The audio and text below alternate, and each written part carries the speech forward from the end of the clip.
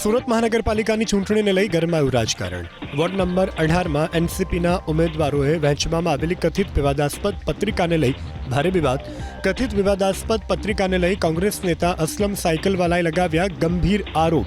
એનસીપીના ઉમેદવારને વિતરણ કરેલ પત્રિકામાં લખાયેલા લખાણો અને સૂત્રોને કારણે શહેરની શાંતિ સલામતી જોખમાતી હોવાનો અને આચારસંહિતાનો ભંગ થતો હોવાનો અસલમ સાયકલવાળાએ આરોપ લગાવ્યો.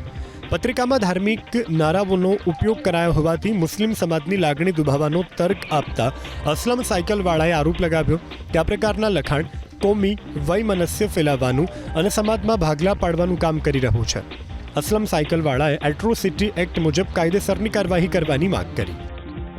આ પાર્ટીના ઉમેદવારો છેલ્લા 2 દિવસથી લીંબાયત મીઠીખાડી વિસ્તારમાં ડોર ટુ ડોર પ્રચાર કરી રહ્યા છે અને જે પત્રિકા વિતરણ કરી રહ્યા છે, પત્રિકા હિન્દીમાં લખેલી છે, અજીત પવારનો ફોટો છે, ઘડિયાળ નિશાનનો એમનો ફોટો છે અને બંને ઉમેદવારના ફોટા છે. એમાં લખાણ લખેલું છે કે મુસ્લિમ मतदारों जागो, हमको हिंदू मतदार वोट नहीं देते, हमको हिंदुओं को वोट नहीं देना और हमको मुसलमान को वोट देना है.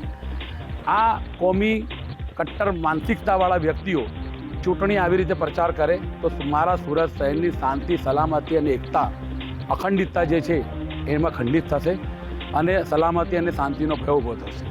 આ કટ્ટર કોમવાદી વ્યક્તિઓ કે જે આદિવાસી અનામત મહિલાની બેઠક છે એ જાણે છે તેમ છતાં માત્ર મુસ્લિમોને મત આપવાની અપીલ કરે એટલે આદિવાસી વિરોધી માનસિકતા ધરાવે છે.